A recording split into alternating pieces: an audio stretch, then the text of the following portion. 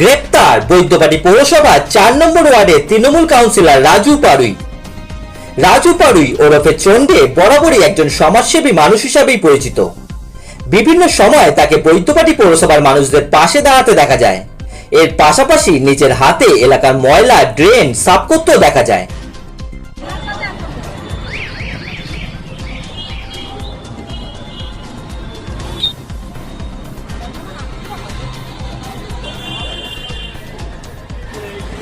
এছাড়াও তিনি বৈদ্যবাটি পৌরসভা 4 নম্বর ওয়ার্ডবাসীদের জন্য বিনামূল্যে অ্যাম্বুলেন্স ও স্বর্গরথ পরিষেবাও চালু করেছেন।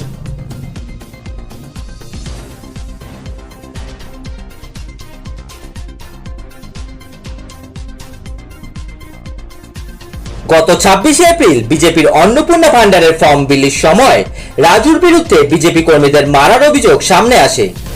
এই ঘটনায় একজনকে আহত হতেও দেখা যায়। সে সময় রাজুকে ডেকে পাঠানো হয়েছিল শ্রীরামপুর থানায়, এমনটাই সূত্রের খবর। গত 4 মে পালাবদলের পরই গতকাল সন্ধ্যায় তাকে গ্রেপ্তার করা হয়। যেমনটা জানা গেছে, এর আগেও তার নামে বিভিন্ন অভিযোগ শোনা গেছে, কিন্তু সে সময় তৃণমূল ক্ষমতায় থাকায় তার বিরুদ্ধে কোনো রকম ব্যবস্থা নেওয়া যায়নি। রাজ্যে পালাবদল হতেই তাকে গ্রেপ্তার করা হলো। আমি একবারও বলিনি কেউ কোনো মানুষ বলতে পারবে কোনো মানুষ একটা মানুষ বলতে পারবে। তুমি ওকে দিয়ে বলাচ্ছ, নিজে বসাচ্ছ গাড়িতে, ওকে দিয়ে বলাচ্ছ ওকে মার খাবে, আর তুমি নিজে গাড়িতে বসাচ্ছ। এই মন্টু ফর্ম ফিলআপই হয়নি, ফর্মটা লোককে দিচ্ছ কেন? আমি প্রতিশ্রুতি দিয়েছি কিনা? মিথ্যা প্রতিশ্রুতি, এলাকার মানুষকে মিথ্যা প্রতিশ্রুতি দিচ্ছ। প্রতিশ্রুতি দিইনি। আমি নেবে 26/4/2026 আমরা বিজেপির রাজনৈতিক প্রচারে বেরিয়েছিলাম 4 নম্বর ওয়ার্ড বেলতলা অঞ্চলে।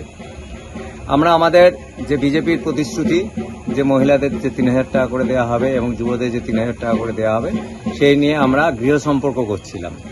হঠাৎ করে অতর্কিত রাজু পাড়ুই চন্ডে 4 নম্বর ওয়ার্ডের তৃণমূল কাউন্সিলর এবং তার সহযোগী মন্টু দুজনে মিলে আমাদের ওপর হামলা চালায়, আমাদের কলার ধরে ফেলে দেয়, আমার পায়ে মুচকে যায় এবং আমাদের সঙ্গে সুজয় চ্যাটার্জি এবং আরও 1 নম্বর ওয়ার্ডের আমাদের কার্যকর্তা সৌম্যপাইন সবাইকে 3 জনের ওপর আমাদের অত্যাচার করে এবং মারধর করে এবং তারপর বলা হয় যে 4 তারিখের পর বাড়িতে লোক ঢুকিয়ে দেওয়া হবে, তারপর খেলা হবে। এই সব ঘটনার পর আমার পরিবার সবাই আমাদের 3 জনের পরিবার আতঙ্কগ্রস্ত হয়ে পড়ে। সেই কারণে আমরা কমপ্লেন করেছিলাম, সেই কারণে এদেরকে আজকে তোলা হয়েছে। আজ তাকে শ্রীরামপুর আদালতে তোলা হয়। শ্রীরামপুর থানা থেকে আদালতে যাওয়ার সময় রাজু বলেন, ঘটনাটি গত 26 তারিখ ঘটার পর 27 তারিখে আমায় থানায় ডেকে শাস্তি দেওয়া হয়েছিল। গতকাল আবার আমাকে ধরে এনেছে এবং আমার বিরুদ্ধে মিথ্যে কেস দেওয়া হয়েছে। এর পাশাপাশি আদালত চত্বরে এদিন জয় বাংলা স্লোগান দিতেও দেখা যায় রাজুকে। তার সাথে এদিন তার মুখ দিয়ে তৃণমূল বিধায়ক সাংসদদের জয়গান করতেও দেখা যায়। তোমাকে ধরলো কেন গো? এই সামনে যাও না, সামনে দিয়ে ছোট করে। আরে ভাই সামনে দিয়ে সরো না। তোমাকে ধরলো কেন? ধরলো হ্যাঁ গত 26 তারিখ ভোটে লক্ষ্মী এই অন্নপূর্ণা ভান্ডার নিয়ে ওরা করছিল। অন্নপূর্ণা ভান্ডার ওটা আমি প্রতিবাদ করেছি, এনেছিলাম, তার জন্য আমাকে এই কেস দিল।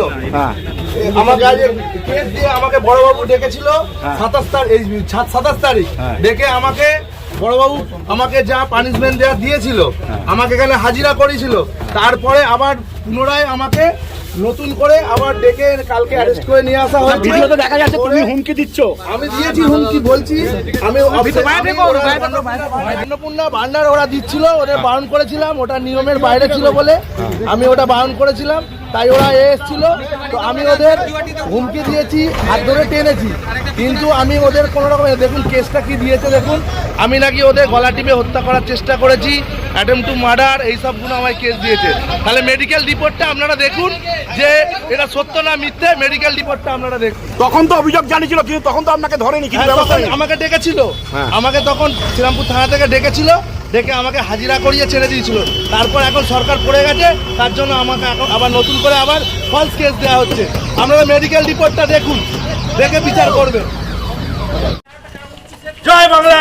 দাদা কি কারণে আপনাকে ধরলো? ব্যানার্জি জিন্দাবাদ, অভিষেক ব্যানার্জি জিন্দাবাদ, আমার প্রিয় সাংসদ কল্যাণ ব্যানার্জি জিন্দাবাদ, আমার এক্স এমএলএ অরিন্দম গুই জিন্দাবাদ।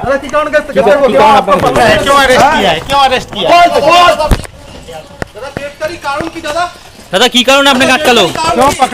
দাদা বলবো যে আমরা এখন বিপদে আছি, আমাদের নেত্রীরা, আমাদের নেতৃবৃন্দরা যেন আমাদের পাশে থাকে সবসময়।